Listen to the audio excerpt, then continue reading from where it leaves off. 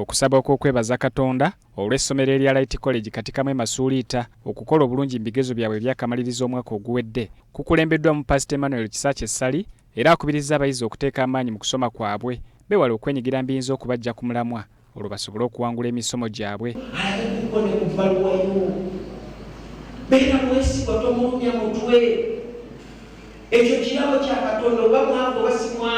Ono era yeebazizza Katonda olw'essomero lino okukola obulungi bw'atyo n'asaba abantu bulijjo okwebazanga Katonda nga batuuse ku buwanguzi.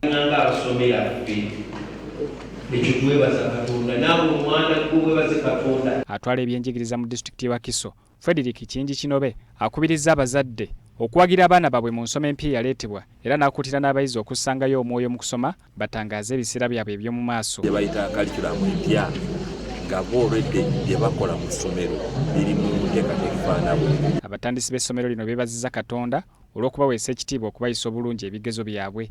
Omuyizi waffe yasinga yafunira ddala obubonero 19 ate omuyizi waffe yaddako owa sciences n'afuna obubonero 17. Twebaza Katonda kubanga abaana bano bakoze bulungi. Double curriculum tusomesa ebya bulijjo history, chemistry, math. Ate mu ngeri emu ne tusomesa n'ebyemikono kye bayita hands on skills. Neebaza Katonda kubanga abaddewo mu misomo gyange mu buli kimu mu kufuba kwange mbeereddewo.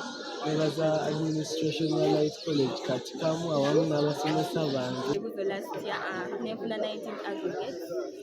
Nkola divinity entrepreneurship ne Uganda GP and ICT.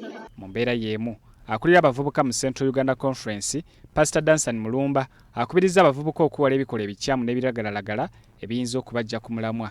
Ono bino abyogeredde ku kkanisa y'Abadiventi e Makindye mu kusaba kw'okukuza olunaku lwa Ssabbiiti ey'okudda eka kiyite Homecoming Sabbath. Tuyina Katonda atatukoowa, tuyina Katonda atatugoba, tuyina Katonda atwaniriza regardless of what we've done in life. Kusoomozebwa nti abavubuka olw'embeera ez'obulamu naki beesanze nga beenyigidde mu bintu ebitali birungi, kukoza ebiragalalagala, mu kukola ebintu ebitasaanidde, abamu beenyigidde mu bunyazi n'ebiringa ng'ebyo. N'ebikolwa ng'ebyo tebiyamba muvubuka kugenda mu maaso.